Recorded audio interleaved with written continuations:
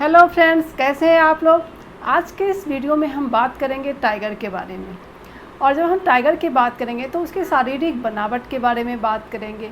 Ecological balance के लिए tiger क्यों इम्पॉर्टेंट है, टाइगर कहाँ कहाँ पाया जाता है, और प्रोजेक्ट टाइगर की शुरुआत क्यों की गई थी और कब और कैसे की गई थी, इन सारी बातों की चर्चा आज के इस वीडियो में की जाएगी।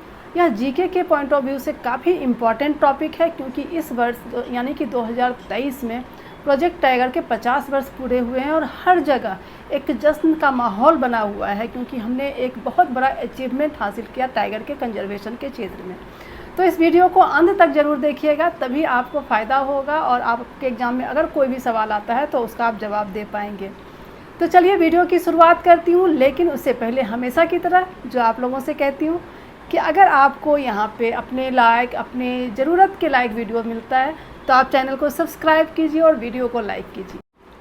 तो चलिए वीडियो की शुरुआत करते हैं और सबसे पहले हम बात करेंगे टाइगर की शारीरिक बनावट के बारे में।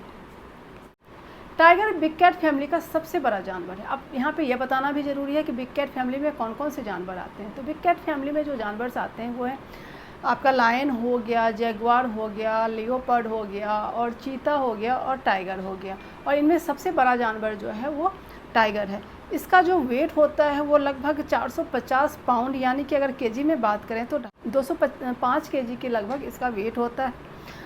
इसकी जो लंबाई होती है वो 3 फीट की होती है, और वहीं इसके जो पूँछ होती है वो भी 3 फीट का होता है। इनकी जो उम्र होती है वो लगभग 26 साल के आसपास। ये जो मतलब जो भी टाइगर वाइल्ड में रहते हैं यानी जंगलों में रहते हैं, उनकी उम्र जो है लगभग 26 साल की होती है। और इनके जो दांत होते हैं वो लगभग 4 इंच के होते हैं।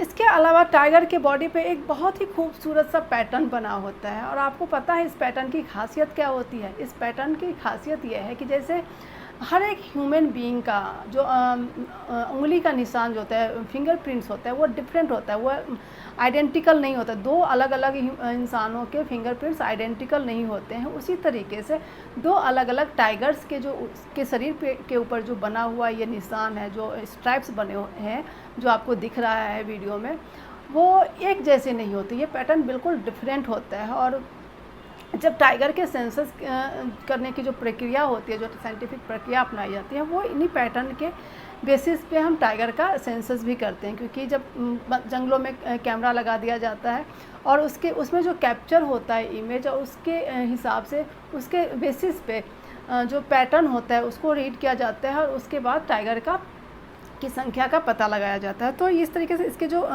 स्ट्राइप्स हैं वो बिल्कुल यूनिक होते हैं। इसके अलावा टाइगर के कान के पीछे एक सफ़ेद मार्क होता है, और इस सफ़ेद मार्क के ज़रिए ही टाइगर जो है वो अपने बच्चों के साथ कम्युनिकेट करता है। अगर मतलब सामने अगर कुछ भी उनको खतरा दिखता है या कुछ भी ऐसी संकेत उनको अपने बच्चों को देना होता है, तो इसी मार्क के ज़रिए वो अपने बच्चों को संकेत देते हैं। वैसे तो लायन को किंग ऑफ फॉरेस्ट कहा जाता है, लेकिन टाइगर भी अपनी जो टेरिटरी का राजा होता है। और जंगल में जो टाइगर जहाँ रहते हैं उनका अपनी एक टेरिटरी होती है, और उस टेरिटरी में दूसरा टाइगर नहीं आ सकता। अब आपको ये लग रहा होगा कि इस टेरिटरी का पता कैसे चलता है, इसकी मार्किंग कैसे होती है। तो टाइगर जो है वो अपने यूरिन के ज़रिए एक मतलब एक जो मतलब जो भी बोलो, खुशबू बदबू आप जो भी समझे, वो एक छोड़ता है, और जिसकी वजह से दूसरे टाइगर को समझ में आ जाता है कि यह जो टेरिटरी है वो उनकी नहीं बल्कि वो किसी और टाइगर की है, तो वो उसमें प्रवेश नहीं करते हैं। टाइगर जनरली क्या है ना कि वो अकेले रहने वाला प्राणी है, वो ज़्यादा झुंड में नहीं रहता, वो ज़्यादा फैमिली के साथ वो रहने वाला जीव नहीं है। तो शिकार भी जब करता है तो वो अकेला ही शिकार करता है, और जब वो शिकार करता है तो लगभग जनरली वो रात के वक्त ही, टाइगर जो है वो रात के वक्त ही शिकार करता है। लेकिन कई बार वो दिन में भी शिकार करते हैं, और जब वो दिन में शिकार करते हैं तो जो उनके बॉडी का कलर है और जो जंगल में जो मतलब घास फूस जो भी होता है उसका कलर, वो दोनों कैमोफ्लेज मतलब हो जाते हैं, मतलब दोनों मिल ऐसे घुल मिल जाते हैं दोनों कलर, तो दूसरे जीव को पता नहीं चलता है कि टाइगर आ रहा है। और उनके जो पैरों के जो पंजे होते हैं वो काफ़ी गद्देदार होते हैं, तो जिससे कि जब वो चलते हैं तो उनके चलने पे आवाज़ भी नहीं होती, तो दूसरे जानवर को पता नहीं चलता है कि टाइगर आ रहा है, और वो अचानक से उनके ऊपर हमला करता है और जब टाइगर जो है जब वो हमला करता है तो कैसे मतलब उन सीधा उस जीव के गले के पास वो हमला करता है, उनके गले के पास की हड्डी तोड़ देता है और जिससे उनकी मृत्यु हो जाती है। तो इस तरीके से वो अपना शिकार करते हैं। और जब टाइगर अपना शिकार, जो टाइगर का जो सबसे फेवरेट शिकार होता है वो डियर और एंटीलोप जो होता है वो उनका फेवरेट शिकार होता है। मतलब अगर उनको एक डियर मिल गया या फिर एक एंटीलोप मिल गया जो बड़े साइज़ का है तो पूरे हफ्ते का उनका काम हो जाता है। इसके अलावा छोटे मोटे जो जीव होते हैं उनको अगर डियर नहीं मिल रहा है तो छोटे मोटे जीव से भी वो काम चला लेते हैं और कई बार तो वो मछलियाँ पकड़ के भी खाते हैं। और टाइगर की एक और बड़ी खूबसूरत बातें हैं कि टाइगर जो है वो बहुत ही अच्छा स्विमर होता है, वो बहुत अच्छा स्विमर होता है और उनको पानी बड़ी पसंद होता है और वो अपने बच्चों के साथ पानी में काफ़ी उछल कूद मचाते हैं, काफ़ी खेलते हैं पानी में। अब उनकी रनिंग स्पीड क्या है, उनकी जो मतलब वैसे तो जो चीता है वो फास्टेस्ट एनिमल है और उसके बाद लायन माना जाता है। तो टाइगर जो है वो तीसरे चौथे नंबर पे ही आता है जब स्पीड की बात होती है, लेकिन लगभग 45 से 65 किलोमीटर प्रति घंटे की रफ्तार से टाइगर दौड़ सकता है। और जब वो शिकार के लिए निकलता है कोई भी टाइगर तो लगभग 16 से 18 किलोमीटर माइल की जो दूरी है वो एक रात में तय कर लेता है जब अपने शिकार के लिए वो निकलता है। तो ये सारी, इसके अलावा अब रिप्रोडक्शन सिस्टम कैसा है, उनका सेक्सुअल बिहेवियर कैसा है टाइगर का, तो जो टाइग्रेस होती है, जो फीमेल टाइगर होती है, वो एक बार में लगभग 2, 4 या 5 कब तक को भी जन्म देती हैं। लेकिन इनका जो जन्म मतलब पैदा तो करती हैं लेकिन इनकी सर्वाइवल रेट काफ़ी कम है। अगर वो 5 बच्चे को जन्म दे रही हैं तो 1 या 2 बच्चा ही उनका बच पाता है। और लगभग इनका जो गेस्टेशन पीरियड होता है वो लगभग 93 टू 114 दिनों का इनका गेस्टेशन पीरियड होता है। और जो फीमेल होती है वो 2 से 2.5 साल में मैच्योर हो जाती है और जो मेल टाइगर होता है उसको लगभग 3 से 4 साल लगता है सेक्सुअली मैच्योर होने में।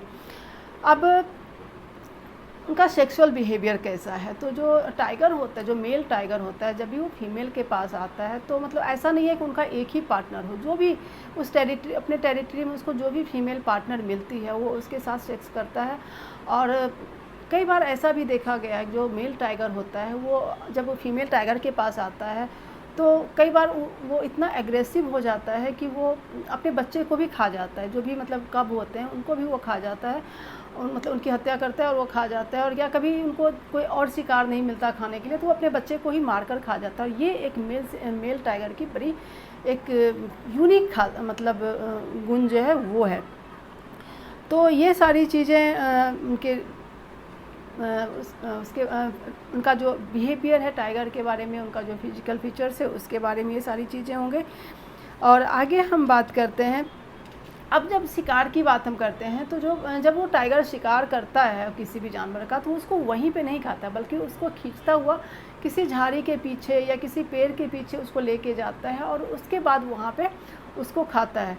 और जब वो खा लेता मतलब उनका जो भी अपना उनका भोजन होता है वो कर लेता है और जो बचता है उसको फिर से वो वहाँ पे जो भी चीज़ें होती हैं, कुछ अगर पत्तियाँ हैं या मिट्टी है या जो भी चीज़ें पत्थर है तो उन सब चीज़ों से उसको फिर ढक देता है। फिर वो वहाँ से निकल के अपना उनको पानी पीना है या घूमना है वो सारी चीज़ें करता है।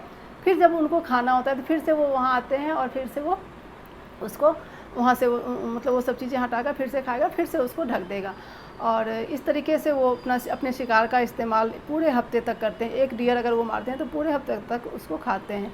और जो फीमेल होती है वो अपने बच्चों के लिए शिकार करके लाती है ताकि उनके बच्चे भी उसको खाएं। और मेल टाइगर जो है वो ऐसा नहीं करता है, बल्कि जनरली ये जिम्मेदारी जो होती है वो फीमेल टाइगर की होती है।